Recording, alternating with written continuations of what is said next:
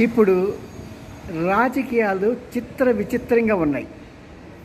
కారణం ఏంటంటే అనవసరంగా తప్పుడు లెక్క వేసిన రష్యా యుక్రెయిన్ మీద దాడి చేసి పాపం 2 సంవత్సరాల పాటు యుద్ధం చేస్తూ తన చేతులు కాల్చుకుంటున్నది. ఆర్థిక వ్యవస్థ దెబ్బతింది. రెండవది ఎంతోమందిని కోల్పోయారు. ప్రగతి పదంలో వెళ్ళాల్సిన వాళ్ళు వెనక్కి నెట్టబడుతున్నారు. అలాగే నాటో కూడా మొండికేసి నాటో దేశాలన్నీ కూడా యుక్రెయిన్కి సపోర్ట్ చేస్తూ వాళ్ళ దేశాన్ని వాళ్ళే నాశనం చేసుకున్నారు. వాళ్ళ పరిస్థితి ఎలా ఉందంటే అక్కడ ప్రజలు ఎప్పుడైనా సరే వాళ్ళ యొక్క నాయకుల్ని ఆ పదవి నుంచి తీసి పారేసినా సరే ఆశ్చర్యపడాల్సిన పని లేదు. మరి మూడవది చైనా పరిస్థితి ఏమాత్రం బాగోలేదు. చైనా కూడా దూకుతున్నది. కాబట్టి ప్రజలంతా కూడా చాలా జాగ్రత్తగా ఉండాలి. మీకు ఆర్థిక పరిస్థితిని గుంభరంగా ఉంచండి. బంగారం మీద ఇన్వెస్ట్ చేసుకోండి.